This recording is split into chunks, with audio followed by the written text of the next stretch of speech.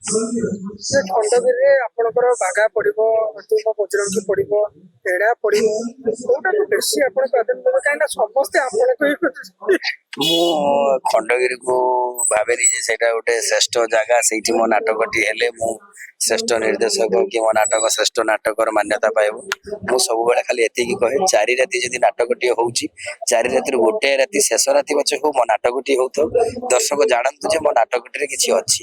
ଏତିକି ହିଁ ମୁଁ ଚାହେଁ। ମୁଁ ଜମା ଚାହେଁନି ମୋ ନାଟକଟି ପ୍ରଥମ ରାତି ହଉ, ମୋ ନାଟକଟି ଶ୍ରେଷ୍ଠ ନାଟକ ହେଇ 4 ରାତି ଯାକ ମୋହରି ନାଟକ ହଉ।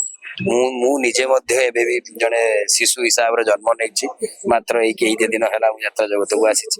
ମୁଁ ମଧ୍ୟ ସଂଘର୍ଷ କରୁଛି, ଚେଷ୍ଟା କରୁଛି ସବୁ ଅନୁଷ୍ଠାନରେ ସବୁ ନାଟକ ଭଲ ହଉ ଆଉ ଯାତ୍ରା ଅନୁଷ୍ଠାନ ବଞ୍ଚିକି ରହୁ। କିନ୍ତୁ ବେଶୀ ଟିକେ ଏଡାଟା ଭଲ ବୋଲି କାହିଁକିନା ତୁମ ବଜରଙ୍ଗୀ ସେ ନାଇଁ, ପାତର ଅନ୍ତର ନାହିଁ।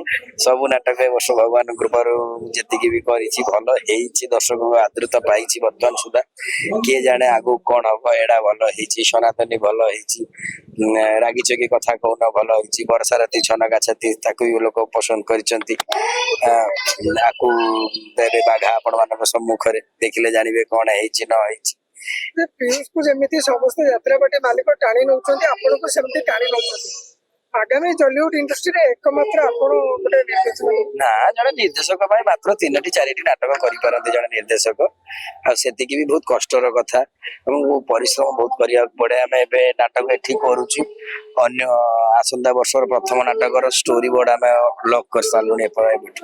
ଷ୍ଟୋରି ବୋର୍ଡ ଲକ୍ କରିସାରିଲୁଣି, କଣ କଣ ନୂଆ କଥା କରାଯିବ ତାକୁ ବର୍ଷ ତମାମ ଯଦି ମୁଣ୍ଡଟିକୁ ଖଟେଇବେ ଆପଣଙ୍କ ନାଟକଟି ଗୋଟେ ସୁଚାରୁ ରୂପେ ପରିବେଷଣ ହେଇପାରିବ, ଭଲ ଜାଗାରେ ପହଞ୍ଚି ପାରିବ। ବର୍ଷଟେ ନିହାତି ଦରକାର ଗୋଟେ ଗୋଟେ ନାଟକ ପଛରେ।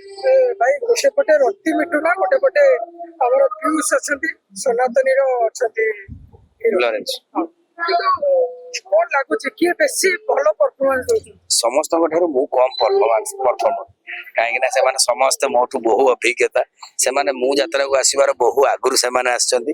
ମୁଁ ତାଙ୍କୁ ଅଭିନୟ ଶିଖଉ, ମୁଁ କେବଳ ଚିମୁଟିକି ଦେଖେଇ ଦଉଛି ମୁଁ ଯୋଉ ଚରିତ୍ରଟା ଆଣିଛି ଏ ଚରିତ୍ରଟା ମୁଁ ଏଇଆ ଚାହୁଁଛି ଆପଣଙ୍କ ଭିତରେ ଅଛି, ଢଙ୍କଣାଟା କାଢନ୍ତୁ, କାଢିକି ମତେ ଦେଇଦିଅନ୍ତୁ। ମୁଁ ଏତିକି କରୁଛି। ସମସ୍ତଙ୍କ ପାଖରେ ଦକ୍ଷତା ଭର୍ତ୍ତି ହେଇକି ଅଛି, ସବୁ ଦକ୍ଷ କଳାକାର ଜଣେ ଜଣେ। ତାଙ୍କୁ ନିର୍ଦ୍ଦେଶକ ମହେଶ ହାଜରା ନିର୍ଦ୍ଦେଶନା ଦେଇପାରିବୁନି, ତାଙ୍କ ଭିତରେ ଥିବା ଲୁଚିଥିବା କଥାଟିକୁ ଚିମୁଟି କେବଳ ବାହାରକୁ ଆଣିବାକୁ ଚେଷ୍ଟା କରୁଛି। ଏତିକି ହିଁ ମୁଁ କାମ କରୁଛି।